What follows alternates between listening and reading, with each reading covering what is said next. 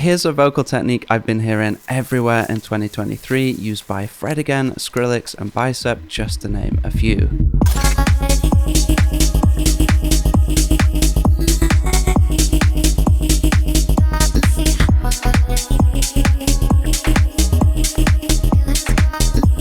So here's a vocal we're working with from Splice. If you could let me out of my body. One really easy way to achieve this vocal effect is to use an auto pan and set the phase to 0.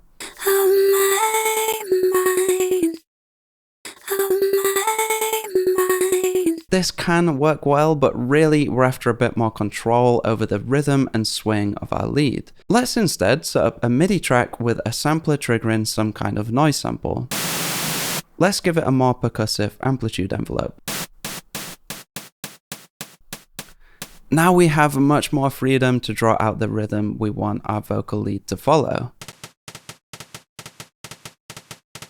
Once you're happy with the rhythm, set up a new audio track with a gate plugin, turn sidechain on and choose the MIDI noise channel for the input. The last step is to make sure your vocal sample is in key with your track, but from here you can basically just start chucking in random sections of your vocal and see how it sounds.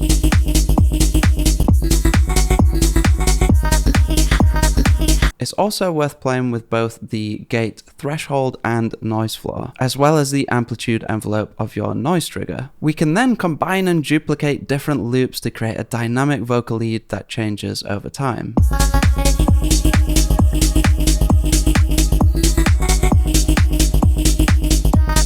We can also repitch different chops to create more variations in the melody.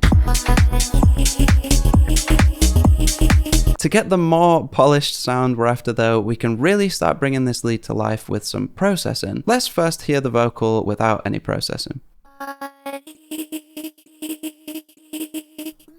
First, some OTT multiband compression to bring out some details. Then some dimension expander width using Serum's effects mode.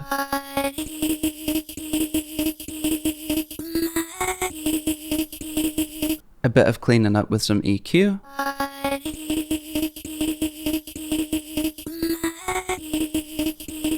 Finally, some reverb using a return track with some sidechain from the kick and vocal, and also an EQ so the reverb doesn't interfere with the rest of the track.